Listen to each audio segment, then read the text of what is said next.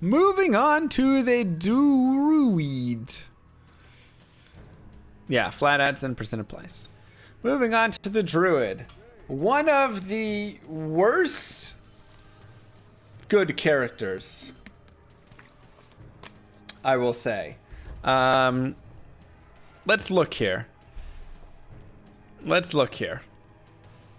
We have 2 to life, 1 to stamina, 2 to mana. Great mana gain, I guess, but he doesn't really need mana. So, 1 stamina standard, 2 life is low. 2 life is very, very low. That is the lowest that it gets for the life gain. His character, each per character level, you're gaining not much life. Once again, 1.5 and 1 and 2 mana. So really you get a lot of mana, not a lot of life. They had to do this for this character for a reason I'll explain soon, but it makes him really weak in terms of life. If we look at his base starting stuff, 55 hit points, that's actually not bad. His stats are okay, 15, 20, 25, 20, whatever. Kind of on the lower end, whatever. But if you go to his breakpoints, faster hit recovery starts at 13 frames. Faster cast rate starts at 18 frames. Ugh. And faster block rate starts at 11 frames. He is slow in every single thing. Remember, all the other characters' block rates were like 5 frames they would start at. Or the faster cast rate was, 13 frames, besides the Zon, who's like 19. This character is slow in all of his breakpoints and doesn't have good life gain. That is a big con of this character. Now, let's jump into what the character actually looks like. Why is this character like this? Well, first off, he has Oak Sage. Oak Sage is an amazing skill. Great for a party, great for you, everything like that. Because when you pump out that Mr. Oak Sage there, your life total is going to go up, and I have to go outside to see it. 54 to 121. So it's like a Battle Orders, but better, pretty much, except it can die, of course. 125% life for having this guy out. That's pretty dang good. You can't really beat that. This is why they have to make his life total as is, because otherwise his life, it just gets really, really strong. How does it interact with Battle Orders? Just another multiplier on top, I'm pretty sure. So you get crazy life, 4,000, 5,000 life, or whatever when you're fully lifed up. Plus you got BO and this rolling. So very, very strong. Their percent adds, and then it becomes a multiplier overall. Poison Creeper, Carrion Vine, actually not terrible. I won't lie. This right here replenishes your life. I don't really get it a ton, but a lot of people swear by having a vine rolling around with you. The bear is one of the best mercenary dudes you can create as well. Right, so remember how I talked about the whatever lady, Valkyrie. Bear is also extremely solid, and his life total is based on what difficulty you're in. Normal, Nightmare, Hell, his life total will actually go up, and then he'll also gain damage and life and stuff like this from having points in these skills. Right, so you can see, but I think he also gets a bonus, right, for what difficulty is in. That's his starting life. So now he's a 4,000 life bear. Now he's a 4,000 life bear. He's doing okay for himself. Who's doing 1,000 damage a hit, right? Dude is strong, great tank. And then if I get my Oak Sage up as well, this also gives my bear more life. So now this bear has like 9,000 life or something like that if it's bear plus this guy. Right, my Oak Sage. Kind of crazy. Kind of crazy. So, yeah. Attack rating, life, and damage. And don't forget, getting plus skills from other like items. So if I get a +2 to summon Spirit Wolf, that will help out my Grizzly Bear. Whereas it's not a synergy, right? This isn't technically like a synergy. It doesn't work the same way.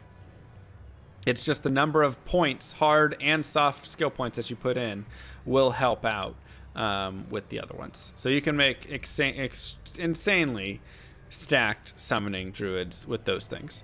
Ravens, whatever. Spirit of the Barbs, whatever.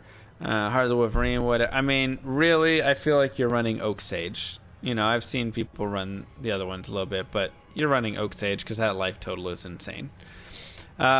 If you want to be an elemental druid, early, Fissure is your daddy.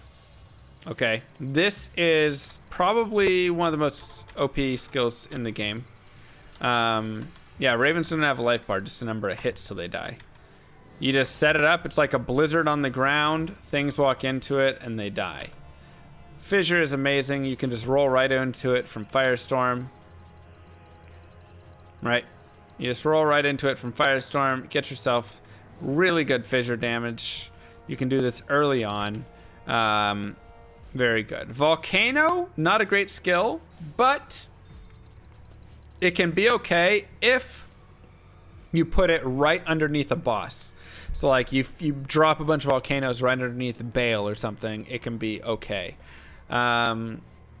Overall though, not that great. This character is easy to speedrun normal in, yes. Armageddon.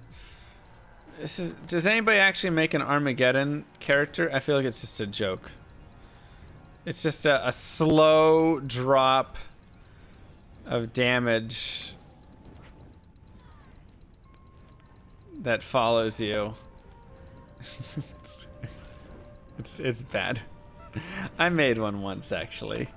It's such a bad skill. So nobody really gets Armageddon. So yeah, when you're starting out, you're going to be Firestorm, you're going to be Fissure. Molten Boulder is nice for anything that is fire immune because it's half fire, half physical damage. So the physical damage will actually really help. And it has little knockbacks. You can like knock and do a lot of hits on it. Yeah. The effect is cool on it, but I think the issue is it just doesn't hit a lot. Okay, so now, boom, I've got there, I've done fire for a while. Now what do I do, Mr. Llama? Because my fire is becoming more and more ineffective, which it will over time. You switch into this right here. So you're going to be a tornado druid with a hurricane around him. Okay. You're going to be a tornado druid with a hurricane right around him with cyclone armor. And you'll note if you look at the cyclone armor, how I am gaining absorbed damage there. That's really nice. Right? So I would max it out exactly like this. Have all these maxed out. And you'll get to hear the beautiful sound that everybody loves. And you just run around with this puppy. You put on your armor. So now when I have this armor on, this will protect me from elemental damage. So I have to take 1,393 elemental damage before that will break off and I will take a single actual loss of life from elemental damage. So if you walk in and a bunch of souls are shooting at you and stuff like that, as long as you can keep this up, you will never take a lick of damage from them. Now, what is so great about Hurricane and Tornado and this stuff, right? So Tornado, what's the crappy part about Tornado? The pathing is awful. Look where I'm clicking. right here. Look where my tornadoes ending up. Right? Sometimes they go straight to where you want. Other times they veer off in wrong directions. It's got charged bolt pathing on it. This is one of the most annoying things. If you want twisters, twisters can actually be good because they have kind of a stun and there's multiple. But of course, look at the damage drop off that you're getting by putting down twisters instead of dropping tornadoes in. Right. So really, you can just use that for the stun if you want. But most people are going to be using tornado. So, tornado and hurricane. Let's talk about it again. Why is this combination so good? The reason it's so good is because hurricane is physical damage. You can look right here and see what damage it is. Tornado does its damage twice. There you go. Tornado is physical damage. Hurricane is cold damage. So for a monster to be able to be resistant to you, difficult for you to kill, impossible for you to kill, it needs to be both cold resistant and physical resistant, which is just such a rare combination. Okay? Such a rare combination to see that. And you don't really see that. And so that's why this character is probably one of the best characters to go through the game with, I would say. Even though he's got garbage stat gain and, some garbage with his block rate and hit recovery and cast rate, whatever. All that's pretty trash. But this right here makes it so it's easy to just walk forward, get to that next area, get to that next character, whatever it is. It's very solid.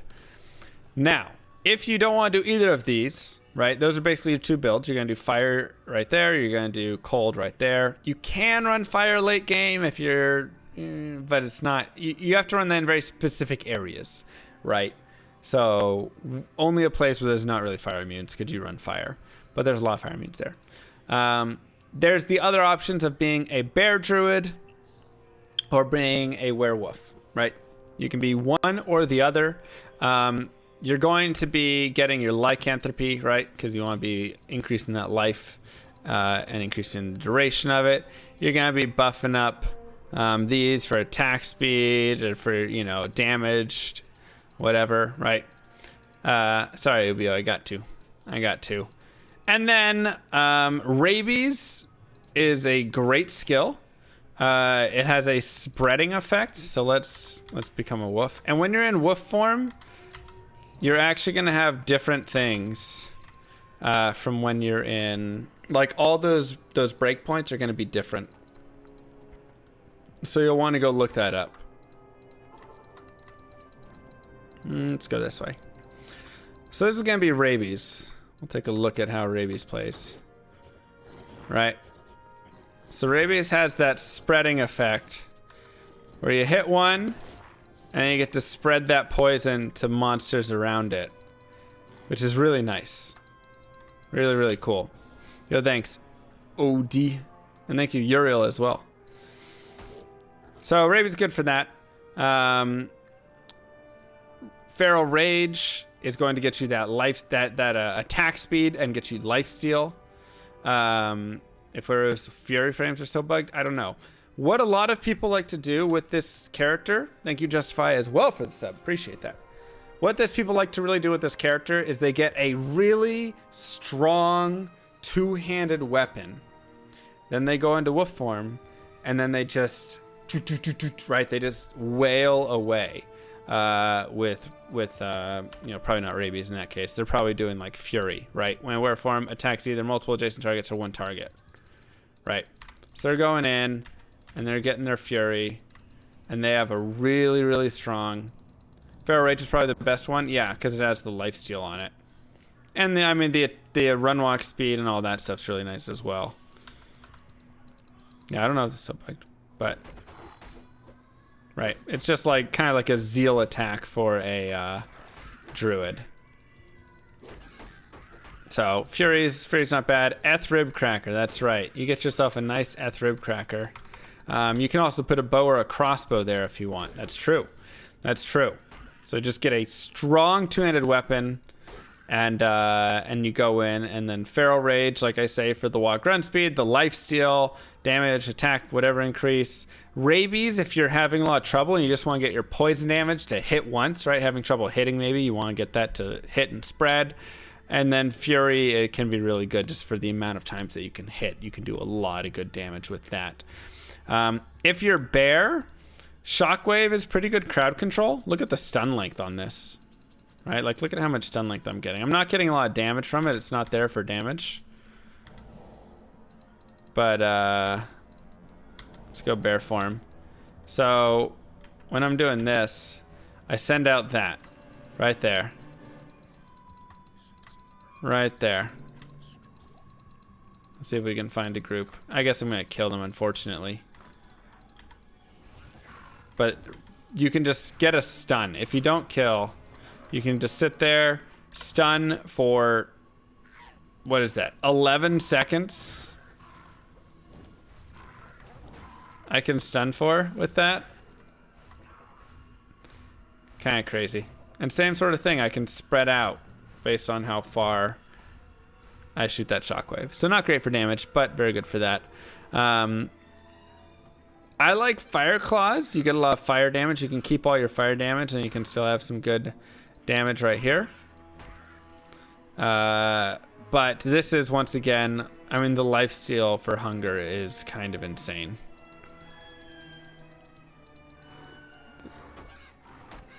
Right. Very, very, very good lifesteal. And the Bear is just a tank.